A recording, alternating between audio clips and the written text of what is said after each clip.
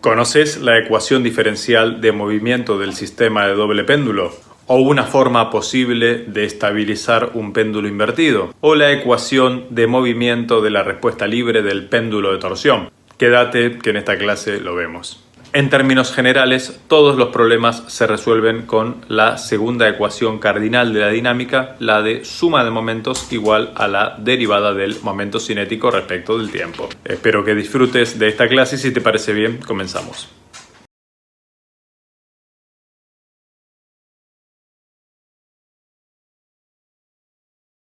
Bien, aquí estamos con el primero de los problemas de la clase de hoy, ¿sí? El juego de doble péndulo, ¿sí? Tenemos ahí, como dice el enunciado, el juego de péndulos tiene una varilla de masa imponderable cada uno de ellos, de longitud B larga, ¿sí? De masas M1 y M2, que dice que, bueno, que aquí las se pueden suponer iguales, y que están acopladas en el extremo libre del péndulo, ¿sí? Asimismo, a una distancia A del centro de rotación de cada una de las varillas, hay un resorte de constante elástica K, o constante de rigidez, también se lo puede llamar, el cual no tiene deformación cuando los ángulos son iguales, ¿sí? Si se aplica una fuerza F en un extremo libre del primer péndulo, se solicita encontrar las ecuaciones diferenciales del movimiento.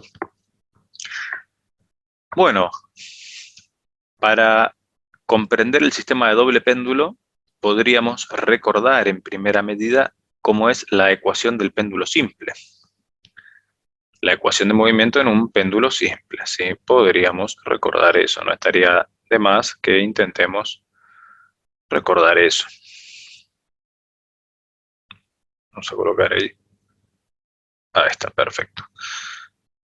Vamos a tratar de recordar la ecuación de movimiento del péndulo simple.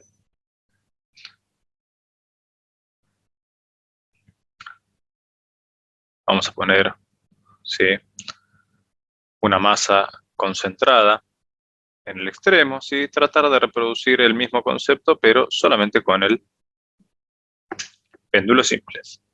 ¿Sí? Vamos a poner a O como eje de rotación, la longitud es L y la masa M. Por supuesto que tendremos aquí la influencia del campo gravitatorio. Vamos a dibujarla un poquitito mejor, la aceleración de la gravedad ahí. Ahí está. Nosotros recordamos la ecuación que describe la dinámica de este sistema. Bueno, para eso vamos a usar la ecuación de momento, la segunda ecuación cardinal de la dinámica.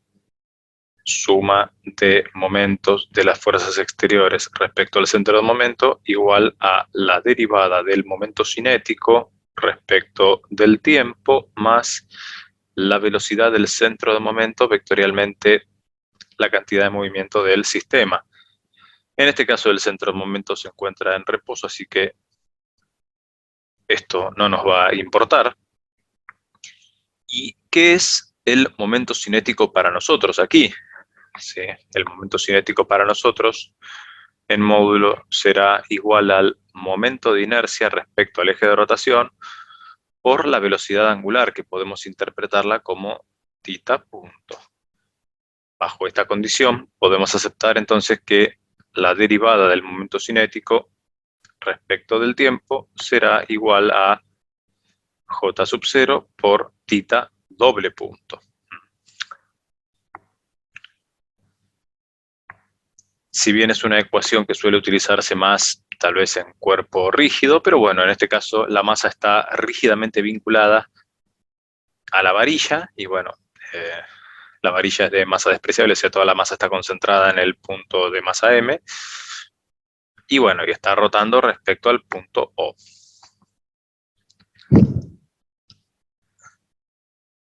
Nosotros para hacer, ¿sí?, para plantear la ecuación de suma de momentos, ya sabemos igual a lo que tiene que ser, ¿sí? Ya sabemos, tiene que ser igual a J sub 0 por θ doble punto.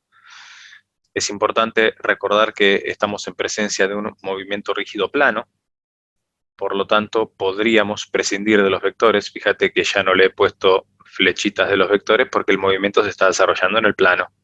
O sea que podríamos prescindir de los vectores, ¿sí? La ecuación es vectorial, pero dadas las circunstancias del movimiento podemos prescindir de los vectores. podemos tener momentos positivos, ¿sí? Los que se orientarán en sentido antihorario, y momentos negativos, los que se desarrollarán en sentido horario. Es cuestión de ponernos de acuerdo, ¿no? Me parece correcta esa convención, pero bueno, a mí me parece correcta esa convención, así que estaríamos bien.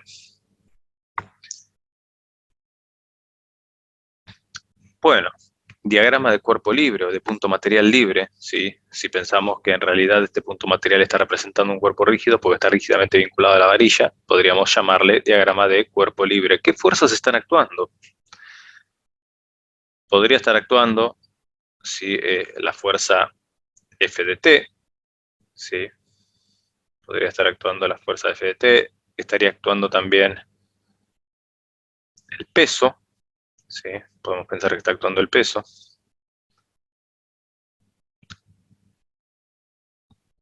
¿Sí? Y también podría estar actuando, o de hecho está actuando, bueno, la tensión en la varilla o la reacción normal. Vamos a ver si podemos usar otro color, con lo que se vea un poquitito mejor. Ahí está. Esta tensión, sí, sí, tensión podríamos llamarle, ¿no? Por supuesto que también el vínculo estaría soportando con una reacción. No sabemos para dónde, pero bueno, podría estar soportando con una reacción el vínculo. En este caso no nos interesa, lo cierto es que existe, ¿sí? Si nosotros quisiéramos, podríamos calcular estas reacciones llegado el caso, pero bueno, no nos interesa. Ahora lo que nos interesa es cómo se está moviendo esta masa M.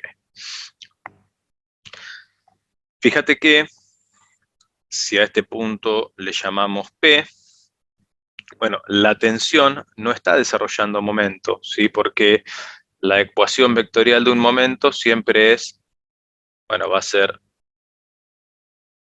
P menos O, ¿sí? Vectorialmente la fuerza, ¿no? Este va a ser el momento respecto de la fuerza exterior respecto al centro de momento. Si el producto vectorial de, si se quiere, el vector posición, en este caso será P menos O, vectorialmente la fuerza.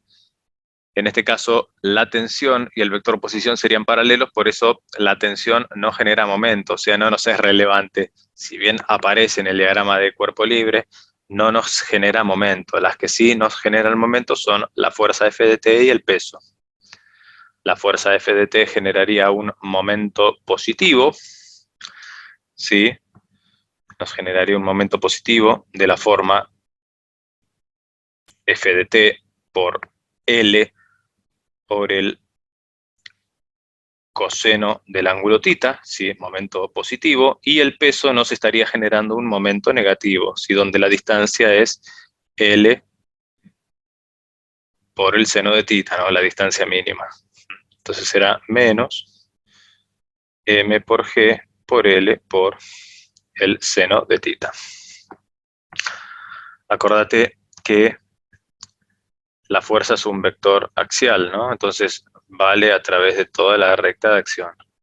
Entonces, si querés la podés trasladar aquí, y la distancia respecto al eje de rotación será L por el seno de θ. Como para que no te resulte poco amigable el colocarla aquí y pensar en la distancia de esta manera. Este es el resultado, bien, esta es la suma del momento de las fuerzas exteriores, ¿sí? Existe otra fuerza exterior, pero no está desarrollando momento, así que no nos interesa. Y bueno, y si quisieras, la reacción estaría pasando por O, así que tampoco estaría desarrollando momento, no sería relevante. En otro problema, por ahí sí sería de utilidad, pero acá no te desarrollaría momento porque estaría pasando por el centro de momento de la reacción, ¿sí? La suma de momentos tiene que ser igual al momento de inercia por la aceleración angular. ¿Y a qué es igual el momento de inercia? Esta partícula, ¿sí? Esta partícula no tiene momento de inercia en sí mismo, o sea que el momento de inercia respecto al baricéntrico vale 0, pero referido a la distancia podemos aplicar el teorema de Steiner y valdrá m por L al cuadrado. ¿Sí? El J sub 0 vale m por L al cuadrado, por la aceleración angular. Si esto lo pasamos en limpio y aceptamos para pequeñas oscilaciones que el seno de tita es prácticamente igual a tita y que el coseno de tita es prácticamente igual a 1, entonces la ecuación del movimiento será L por f de t igual a m por L cuadrado por tita doble punto más m por g por L por tita. Y esta es la ecuación diferencial del movimiento del péndulo simple. Por supuesto que esta fuerza de f de t puede estar como puede no estar. En caso de que no esté, será igualada a 0, pero la ecuación diferencial del movimiento es esa, ¿sí? O sea, en el caso de que esté igualada a 0, si f de t es igual a 0, queda la archiconocida ecuación tita doble punto más g sobre L por tita igual a 0, ¿no? Esta es la ecuación archiconocida del péndulo simple en oscilación libre, ¿no? En oscilaciones libres se suele llegar a ver esa ecuación, ¿sí? En el caso de que f igual a 0. Pero bueno, aquí el sistema está forzado, así que no nos parecía mal colocar a ver cómo participaría esta f de t aquí, ¿no? Es decir, en la ecuación de momento participa de esta manera, desarrolla un momento en fuerza por distancia. También vale tener presente, ¿sí? Vale tener presente que el campo gravitatorio está, ¿sí? Está haciendo como una especie de restitución de la partícula, trata de restablecer el equilibrio permanentemente, sería como una especie de resorte equivalente. Si nosotros recordamos el sistema mecánico masa-resorte, si recordamos rápidamente el sistema mecánico masa-resorte,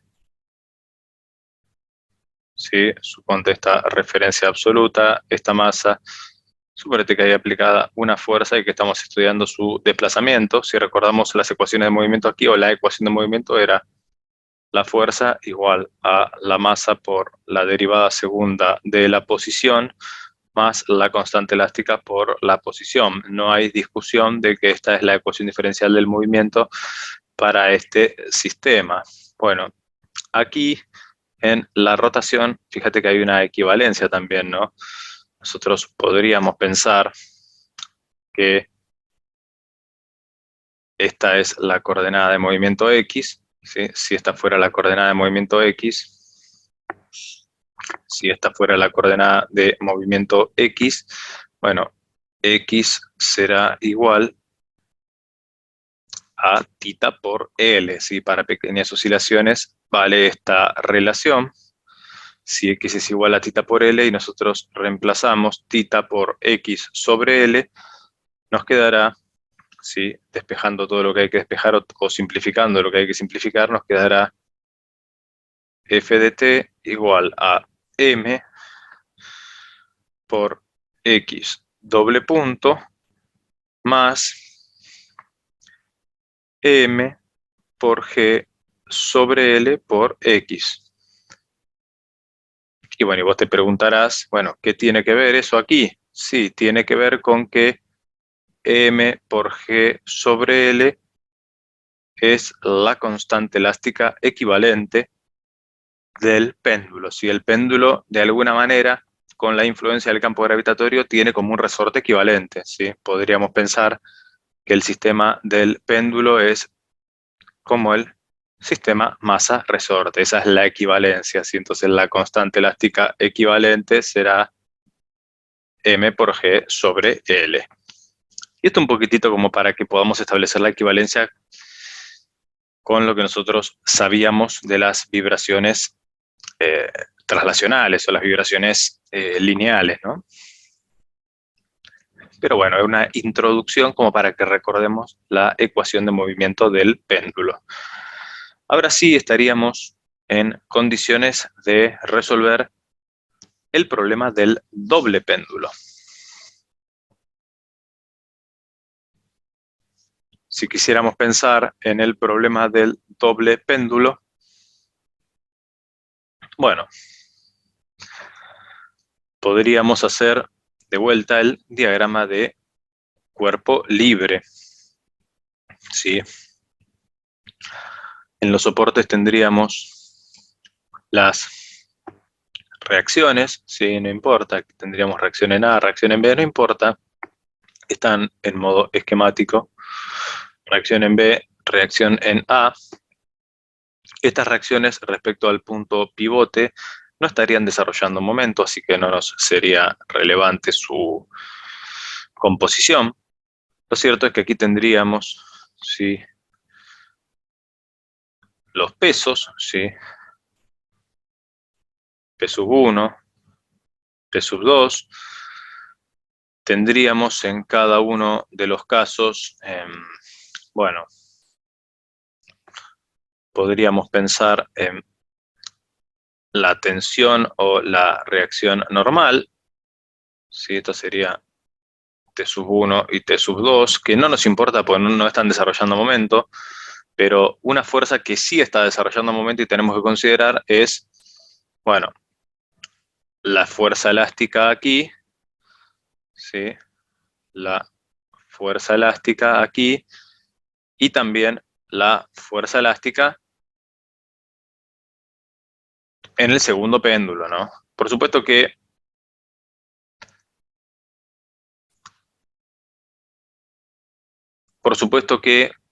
nosotros vamos a plantear las ecuaciones para el cuerpo 1 y después para el cuerpo 2, ¿sí? Si nosotros nos concentramos en el cuerpo 1, por supuesto, bueno, la reacción y la tensión no estarían generando momento, pero todas las demás sí.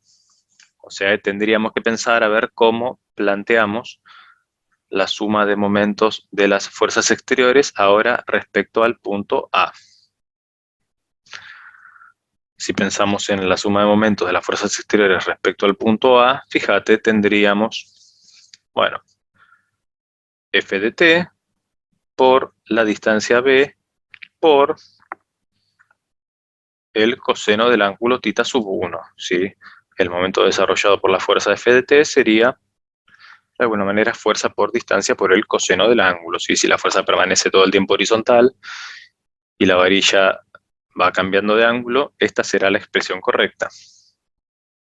Tenemos la influencia del peso, ¿sí? Será menos M1 por G por B por el seno de θ1. O sea, pensando en el momento que está haciendo la fuerza peso para restablecer el equilibrio. Y hay otra cosa más, la fuerza elástica también está desarrollando momento. En primera medida, la fuerza elástica es proporcional a la deformación. ¿Sí? La fuerza elástica en módulo por la ley de Hooke es proporcional a la deformación. La pregunta sería, bueno, ¿cuánto vale la deformación?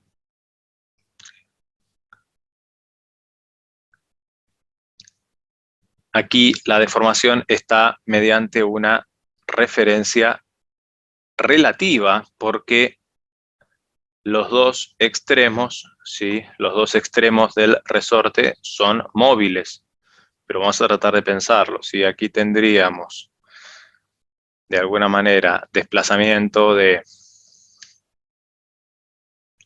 A por el seno de θ1 y aquí tendríamos A por el seno de θ2. Entonces, en cuanto a la fuerza elástica, ¿sí?, el valor de fuerza elástica en módulo será igual a la constante elástica por A por el seno de θ1 menos el seno de θ2. Eso en cuanto a la fuerza elástica, pero nosotros estamos trabajando con la ecuación de momento, o sea, tendríamos que referirlo por esta distancia, y esta distancia será A por el coseno de θ 1.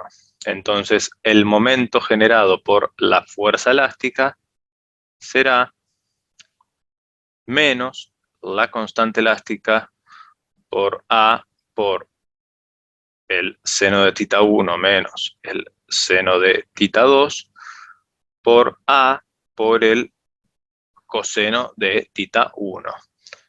Esto necesariamente será igual a ¿qué cosa? Al momento de inercia equivalente, si el momento de inercia que es el de la bolita de masa m1 por la aceleración angular. Esto será igual a m1 por b cuadrado por θ 1 doble punto. Y aquí, siendo un poquitito más ordenados, podemos obtener la ecuación diferencial del movimiento, recordando que el seno de θ 1 lo podemos confundir con θ 1 y que el coseno de θ 1 lo podemos confundir con 1, por supuesto que vale para los ángulos 1 y 2, ¿no? Para el ángulo θ 1 y para el ángulo θ 2 vale esta aproximación. Entonces es válido que podemos expresar, ¿sí? Que podemos expresar la ecuación dinámica del movimiento de la siguiente manera, ¿sí? Tendríamos B por F de t, ¿sí? Que es la fuerza activa que está desarrollando momento en torno al punto A, será igual a M1 por B cuadrado por θ 1 doble punto más M1 por G por B por θ 1 más K por A al cuadrado por θ 1 menos θ 2. Y aquí es donde viene el vínculo con el segundo grado de libertad. ¿Sí? El segundo grado de libertad de alguna manera trasciende con lo que le sucede al primero, porque aquí está el vínculo. Fíjate que en la ecuación diferencial que corresponde al cuerpo 1 aparece la coordenada del segundo grado de libertad, ¿no? Aparece la coordenada de la segunda coordenada del segundo cuerpo. Por supuesto que nosotros podríamos armar la ecuación del movimiento del cuerpo 2 de la misma manera, solo que al no haber fuerza aplicada, será igualada a 0. Pero el criterio para armar la ecuación de movimiento será exactamente el mismo, solo que aquí tendrás m sub 2 por b cuadrado por θ 2 doble punto más m2 por g por b por θ sub 2 más k por a al cuadrado por θ sub 2 menos θ sub 1. Ahí es donde estará la relación. Y este será el sistema de ecuaciones diferenciales para el juego de péndulos, como está mostrado. Un sistema conservativo, ¿sí? Conservativo si pensamos que no hay fuerza exterior. Si no hubiera fuerza exterior sería completamente conservativo. Al haber fuerza exterior, bueno, dependemos de la naturaleza de la fuerza exterior para decir si es conservativo o no, pero que no tiene amortiguamiento, un sistema que no tiene amortiguamiento y que no tiene disipación de energía. Fíjate que no aparecen derivadas de orden impar, no aparecen derivadas de orden impar. Eso nos da a pensar que el sistema no tiene disipación de energía.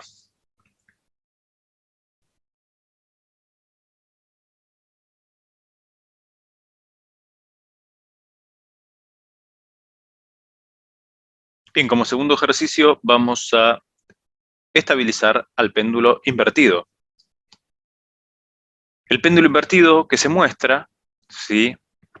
De alguna manera, sin la existencia de los resortes, no sería capaz de volver al equilibrio, ¿sí? Una vez que se lo aparta del equilibrio con alguna fuerza, no habría ningún par de restitución para restablecer el momento de vuelco, o sea, volcaría. Estos resortes, de alguna manera, se colocan como para evitar eso, ¿no? Dentro de lo posible para evitarlo, pero no podría ser cualquier resorte. Estos resortes tendrían que estar calculados, tendrían que tener cierto valor como para dar garantía de que el momento de restitución va a ser mayor que el momento de vuelco. Y un poquitito eso es lo que queremos hacer en este ejercicio. Vamos a tratar de describir la situación futura, ¿sí? Si esta es la situación original. Bueno, la situación futura será con una rotación, ¿no? Con una rotación donde podamos apreciar cómo viene cada una de las fuerzas, ¿no? Cómo viene cada una de las fuerzas y cómo se desarrolla el momento respecto al punto pivote, ¿sí? Siendo O el punto pivote. Fíjate que aquí tenés un ángulo que se repite aquí, que por supuesto se repite aquí. En esta instancia, la compresión del resorte trata de generar una fuerza de restitución, tratar de restablecer el equilibrio, y aquí también trataría de restablecer el equilibrio, pero en este sentido, ¿no? Por supuesto que aquí tendríamos también la fuerza que proporciona el momento de vuelco. Esta será la suma de, digamos, la suma de momentos de las fuerzas exteriores respecto al punto O. Si pensamos en la suma de momentos de las fuerzas exteriores respecto al punto O, es el momento de inercia como por la aceleración angular, como en el primero de los ejercicios del día de hoy, y tendremos que poner en evidencia, bueno, cuánto es el momento de inercia al tratarse de eh, de una masa concentrada en el extremo de una varilla rígida. Tendremos que será m por L al cuadrado, el momento de inercia equivalente a punta de eje o en el punto O.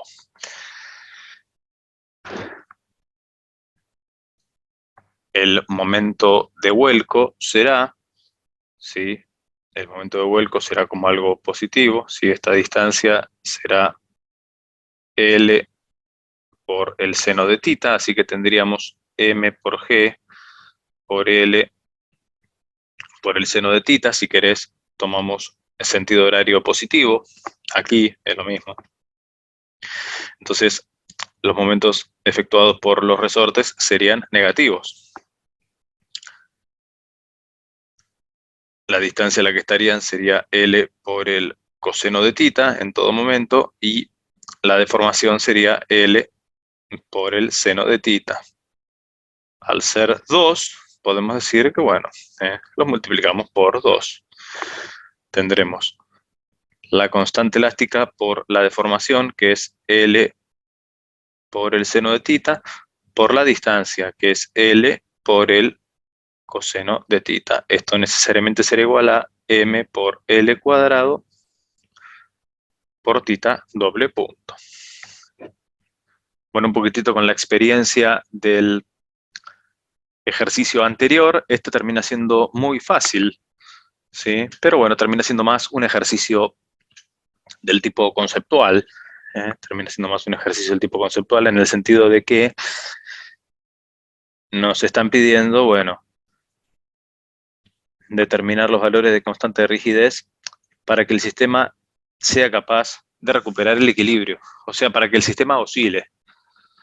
Si nosotros nos concentramos para tratar de encontrar la ecuación diferencial de movimiento aquí, ¿sí? Si quisiéramos encontrar la ecuación diferencial de movimiento aquí, bueno, podríamos prescindir de una de las L's, por lo menos, ¿sí?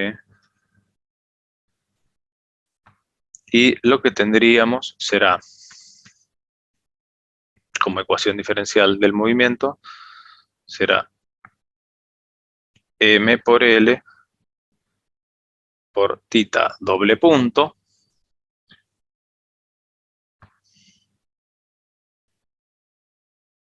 más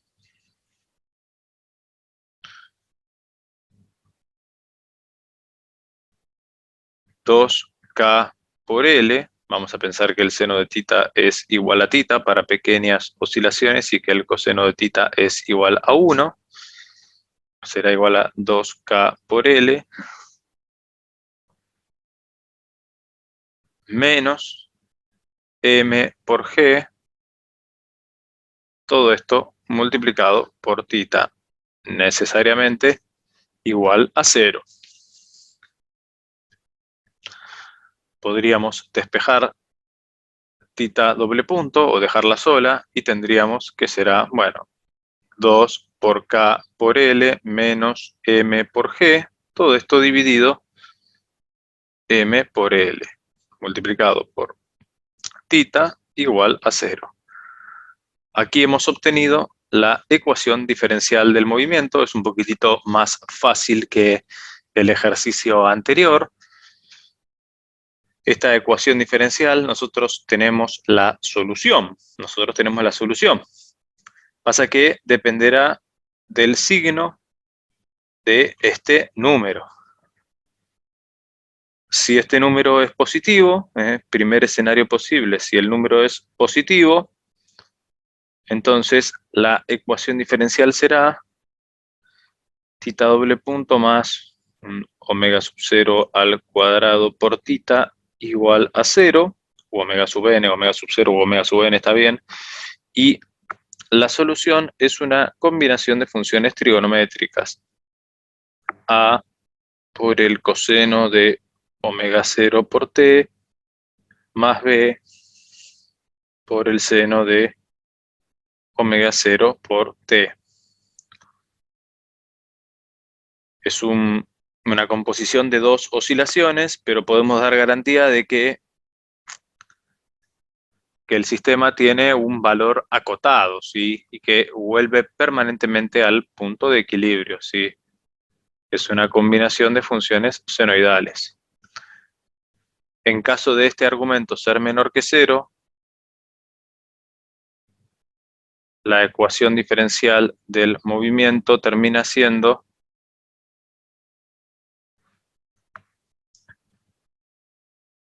bueno, una combinación de dos exponenciales.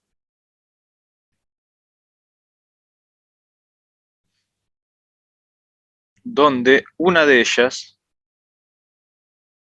tiene un coeficiente positivo asociado a la exponencial, y esto, si lo quisiéramos graficar, es una función divergente. Es decir, que esta respuesta diverge. O sea, no nos conviene que a nosotros en nuestro sistema físico real nos suceda esto, porque si este movimiento está representando lo que sucede en la dinámica de nuestro sistema, físicamente hablando nos estaría diciendo que los resortes son débiles y no son capaces de restablecer el equilibrio, y el momento de vuelco sería dominante y el sistema se vuelve inestable.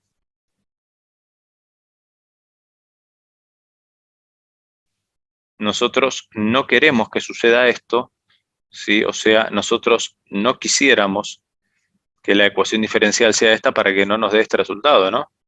Nosotros quisiéramos que la ecuación diferencial sea esta. Entonces, estamos obligados a que esto sea mayor que 0. Y aquí es como se obtiene el valor de constante elástica necesario para que esto suceda.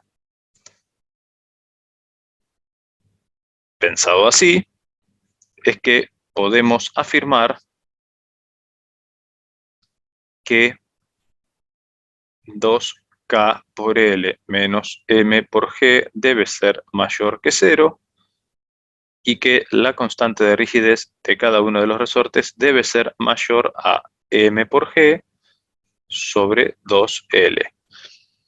Y este es el valor necesario de constante de rigidez para que la respuesta al sistema sea del tipo oscilatoria y que el sistema sea capaz de restablecer el equilibrio.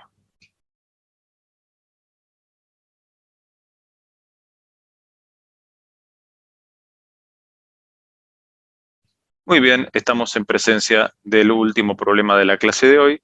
Tiene que ver con un péndulo de torsión, ¿sí? Un péndulo de torsión en donde tenemos un momento de inercia equivalente dada por esta disposición, que es una varilla con dos esferas, ¿sí? La varilla es de masa despreciable y las esferas son de geometría despreciable. Así que podríamos pensar, ¿sí?, en el modelo simple del sistema, que el momento de inercia equivalente será directamente dos veces la masa por la distancia al eje de rotación al cuadrado, ¿no? Si esta distancia total es L, bueno, la distancia al eje de rotación será L sobre 2 y será al cuadrado.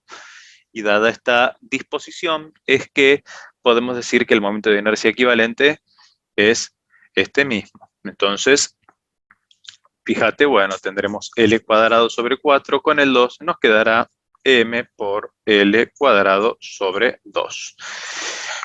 Si nosotros quisiéramos reemplazar en función de los valores, tendríamos que la masa vale 1 kilo, ¿sí? Tenemos ahí que la masa vale 1 kilogramo, que la varilla mide en total 2 metros, así que tendríamos 2 al cuadrado, 4 dividido 2, 2. Quiere decir que el momento de inercia que tendríamos que usar es 2 kilogramos por metro cuadrado. Bastante significativo para hacer un momento de inercia, también comparado con el amortiguamiento viscoso, ¿sí? Con el amortiguamiento viscoso rotacional y con la constante de torsión, que son valores muy pequeños.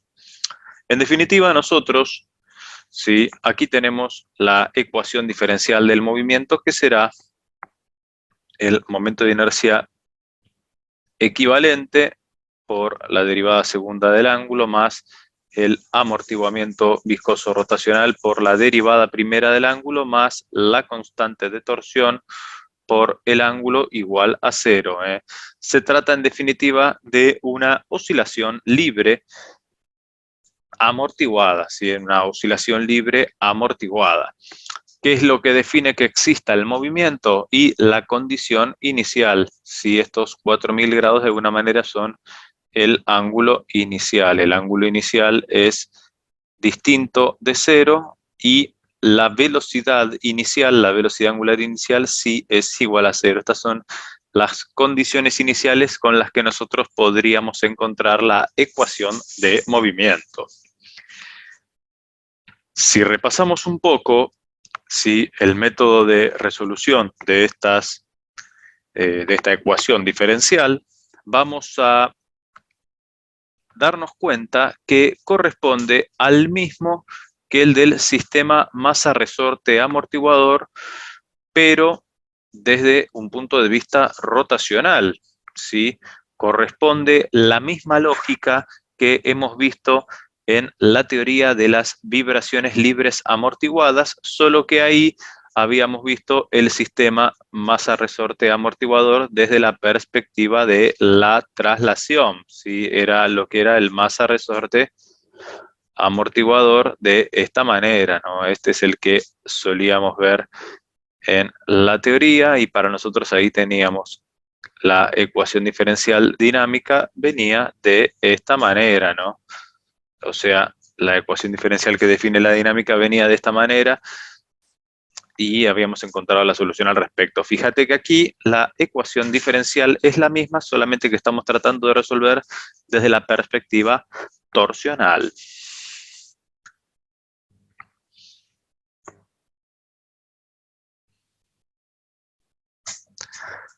Vamos a pensar un poquitito cómo se resuelve esta ecuación diferencial. Recordarás de la teoría que las ecuaciones diferenciales proponen como solución una función del tipo exponencial, ¿sí?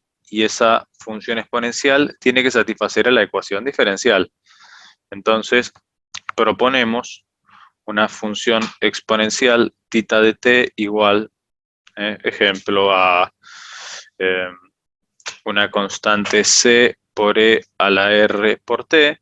Entonces, la derivada primera será c por r por e a la r por t, y la derivada segunda será directamente C por R cuadrado por E a la R por T. Si esto es cierto, nosotros podríamos pensar que el C por E a la R por T queda como factor común y lo que podríamos resolver será directamente el J sub 0 por R cuadrado más B por R más K igual a 0. Por supuesto que esto no va a ser 0 nunca, así que estamos obligados a que esto sea 0. Y a partir de aquí es que viene nuestra solución. ¿Sí? R1, 2. Y bueno, tendremos que pensar qué solución tenemos. Hay una forma de darnos cuenta de si esta solución va a ser sobreamortiguada, críticamente amortiguada o subamortiguada. La forma que teníamos de darnos cuenta era la obtención del factor de amortiguamiento como el amortiguamiento real sobre el amortiguamiento crítico. Recordando que el amortiguamiento crítico es igual a, bueno, 2 veces la raíz cuadrada de la constante de torsión por el momento de inercia. ¿Sí? Esta relación se obtiene de la cuadrática, ¿no? Si nosotros resolvemos esta cuadrática, nos quedaba menos b sobre 2j más menos la raíz cuadrada de b cuadrado menos 4 por j por k sobre 2j. Y bueno, el valor crítico es aquel que hace 0 al discriminante de la cuadrática. Estamos repasando un poquitito la teoría de las vibraciones amortiguadas, ¿no? Y aquí nos vamos a llevar la sorpresa. En realidad no, porque ya el enunciado nos dice algo del estilo, pero está bueno que podamos verificar si este factor de amortiguamiento, si el amortiguamiento real es 0.005, el amortiguamiento crítico, si haces la cuenta con el valor que te dio de momento de inercia, te va a dar 0.08, o sea que el factor de amortiguamiento es menor que 1. ¿Sí? Por supuesto que es positivo, pero es menor que 1. Si el amortiguamiento está entre 0 y 1, si el factor de amortiguamiento está entre 0 y 1, damos garantías de que la respuesta es oscilatoria. O sea que esto en realidad va al revés, ¿sí? Va al revés y está representado por un número imaginario. ¿Sí? Está representado por un número imaginario. Y así es verdaderamente como quedaría la expresión. ¿Sí? La solución de los valores de la exponencial tienen parte real y parte imaginaria. Si ahora repasamos la teoría de la respuesta de la ecuación diferencial, si ahora repasamos la teoría de la respuesta de la ecuación diferencial, vamos a recordar que de aquí sale la solución. ¿Sí? A esto lo podías llamar alfa si quisieras, y a esto lo llamabas omega d o la pseudopulsación. ¿Sí? Entonces te va a quedar, o nos va a quedar, que θ en función del tiempo, ¿sí? La ecuación del movimiento total, θ en función del tiempo, será igual a, bueno, E a la menos B sobre 2J por T, todo eso multiplicado por, bueno,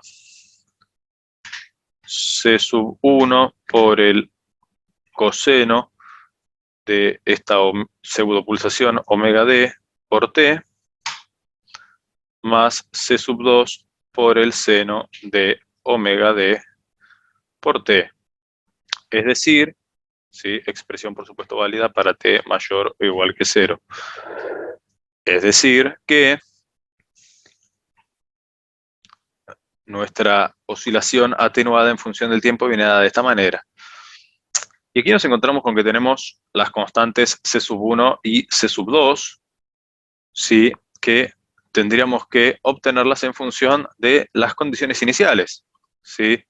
Si tenemos un ángulo inicial y tenemos una velocidad angular inicial, nos da a pensar que podemos obtenerlas rápidamente. Fíjate que si reemplazas por los valores pertinentes, bueno, θ 0 va a ser igual a la primera constante de integración a C sub 1, ¿sí? Va a ser igual a C sub 1, y θ punto 0, que es igual a 0, debería ser esta derivada forzada en 0. Si analizamos, será menos b sobre 2j por θ sub 0 más omega d por c sub 2. Eso quiere decir que c sub 2 es igual a θ sub 0 por, sí, es θ sub 0 por b sobre 2 por j por omega d. Recordando que omega d es toda esta relación, es que, bueno, nos puede quedar un poquitito más prolija la expresión final. Sí. Θ en función del tiempo, nos quedará entonces θ sub 0 por e a la menos b sobre 2j, vamos a dejarlo un poquitito mejor, b sobre 2j por t por coseno de omega d por t más, bueno, el valor de C sub 2 dependía de θ sub 0, este omega sub d, fíjate que lo podés reemplazar por la raíz de 4 por j por k menos b cuadrado sobre 2j, y se terminaría simplificando con el 2j, así que lo que nos quedaría es b sobre la raíz cuadrada de 4j por k menos b cuadrado por el seno de omega d por t. ¿No? Sí, aceptando esto, sí, y aceptando, bueno, que nosotros hemos llamado a j sub 0 igual a j, ¿no? Por el abuso de notación, llamamos directamente j a todo esto. Llamamos j al momento de inercia, quiero decir, y que omega d es la relación, ¿no? Raíz cuadrada de 4j por k menos b cuadrado sobre 2j. Aceptando esto podemos decir también, fíjate que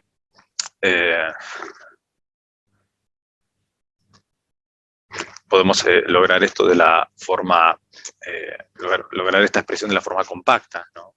Lograr esta expresión de la forma compacta, que querrá decir dejarlo en función de una única oscilación, ¿sí?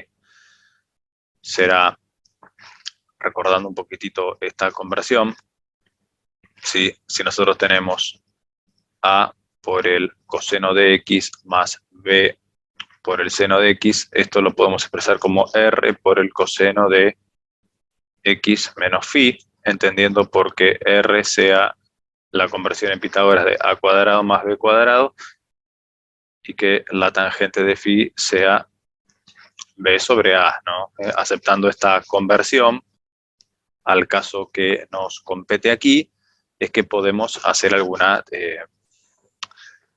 podemos dejar esto de una manera más simple, ¿sí? Entonces el θ en función del tiempo será θ sub 0 por la raíz cuadrada, ¿sí? Por la raíz cuadrada de 1 al cuadrado más b cuadrado sobre 4j por k menos b cuadrado. Todo esto por e a la menos b sobre 2j por t por el coseno de omega d por t menos un ángulo de fase que no nos interesa ahora, ¿sí? Lo que vamos a tratar de darle bola es a la parte de la amplitud. Si ordenamos un poquitito y sacamos denominador común, fíjate, nos quedará 4 por j por k menos b cuadrado, bueno, todo eso más b cuadrado. En el numerador te quedaría 4 por j por k. ¿Sí? Y en el denominador te quedaría 4 por j por k menos b cuadrado.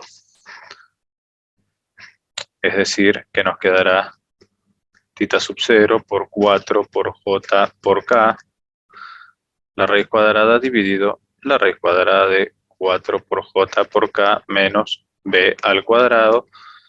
Todo esto por e a la menos b sobre 2j por t por el coseno de omega d por t menos un ángulo de fase. Nosotros aquí podemos recordar la relación de factor de amortiguamiento, ¿sí? Amortiguamiento real sobre amortiguamiento crítico, entendiendo por qué el amortiguamiento crítico es 2 veces la raíz de j por k. Entonces, esta expresión al cuadrado, factor de amortiguamiento al cuadrado, será igual al amortiguamiento al cuadrado sobre 4 por j por k, que es medio lo que estamos teniendo aquí, ¿no?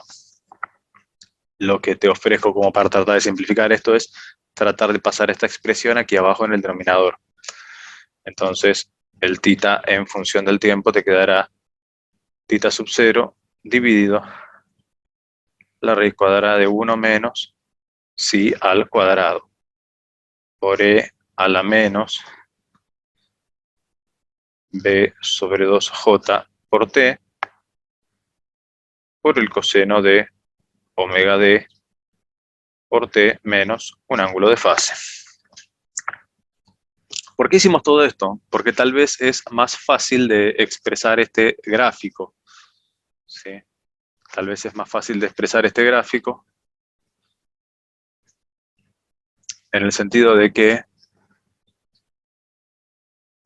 la relación que tenés abajo, como el factor de amortiguamiento es muy pequeño, ¿sí? Como el factor de amortiguamiento es muy pequeño, nosotros podemos expresar, si nosotros podemos expresar la oscilación atenuada por la función exponencial decreciente. ¿Sí?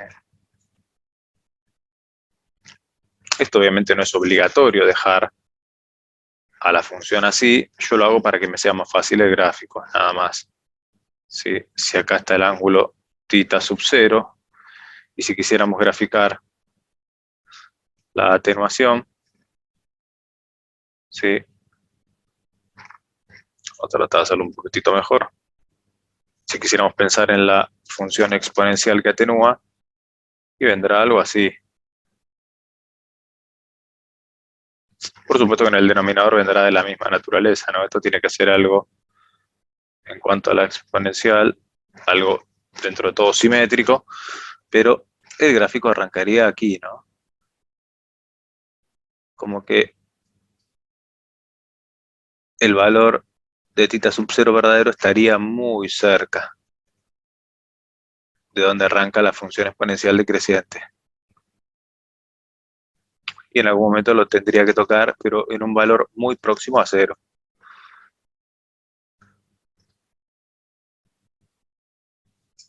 ¿Sí? ¿Qué queremos decir con esto? Que nosotros podríamos prescindir de la parte oscilatoria, ¿sí? Porque aquí, despejar el tiempo, ¿sí? Nosotros decimos, bueno, mira, el valor inicial son 4000 grados, perfecto. El valor final son 10 grados. ¿Cómo sacas el tiempo de acá? Esta es una ecuación trascendente. Es muy complicado sacar el tiempo, despejar el tiempo de aquí y de aquí. O sea, no podemos hacerlo al mismo tiempo. Entonces, se nos complica mucho, algebraicamente hablando, el problema. ¿Sí? Vos acá reemplazás por 10 grados, si querés lo reemplazás el equivalente en radianes, ¿no? No pasa nada, pero como tenés grados con grados, la equivalencia se mantiene. Pero es muy complicado despejar el tiempo de aquí, porque la ecuación es una ecuación del tipo trascendente. Entonces, lo que suele hacerse, ¿sí? Lo que suele hacerse es, como esta función coseno va a estar entre 0 y 1, ¿sí? O entre -1 y 1, ¿sí? Como no va a escapar de eso, no va a exceder en valor numérico al valor del ángulo inicial, entonces con lo que suele trabajarse, ¿sí? Con lo que suele trabajarse es directamente con la función exponencial, ¿sí? ¿Por qué? Porque la función envolvente satisface casi a la función original o satisface a la función original casi en los picos. Fíjate, por ahí no es exactamente el pico, pero es un cachitito después, o sea, satisface casi en los picos. Casi en los picos. Y es por este criterio, ¿sí? Este es el criterio que se adopta como para decir, bueno, yo solamente voy a trabajar con la función exponencial decreciente. Y además, como este factor de amortiguamiento era un valor muy pequeño, en este caso 0.0625, ¿sí? El valor de amortiguamiento al cuadrado va a ser mucho más pequeño todavía. O sea que podríamos prescindir de lo que tenemos aquí abajo. En rigor, la aproximación que nos queda es pensar que todo esto es prescindible. Sí, esto también es prescindible. Y que aquí tendrías el valor final, y esta sería una muy buena aproximación para lo que nos están pidiendo. Por ahí parece poco elegante la aproximación, ¿no? Pero bueno, desde el punto de vista de la técnica funciona bastante bien. ¿Sí? Trabajamos solamente con la exponencial, que es la que satisface a la oscilación en los picos, o casi en los picos. Es una muy buena aproximación. Entonces, una vez aceptado esto, ya el problema termina siendo muy sencillo. ¿Sí? Termina siendo muy sencillo porque, bueno, tendrías ángulo final dividido ángulo inicial, aceptando que es igual, será E a la menos B sobre 2J por T, entendiendo que B y J ya los tenemos. ¿Sí? También podrías ponerlo al revés. ¿Sí? Ángulo inicial dividido ángulo final igual a E a la B sobre 2J por T positivo. Y podrías aplicar logaritmo natural en ambos miembros, ¿no? Logaritmo natural de θ sub 0 sobre θ final tendría que ser igual a B sobre 2J por T. Esto implica que, ¿sí? Implica que el valor de T buscado será igual a 2J sobre B por el logaritmo natural del ángulo inicial sobre el ángulo final. Si reemplazamos por los valores numéricos, tendríamos 2 por 2 dividido 0.005 por el logaritmo natural de, bueno, 4000 dividido 10, logaritmo natural de 400. Esto aproximadamente, si hacemos la cuenta, ¿sí? Aproximadamente, si hacemos la cuenta,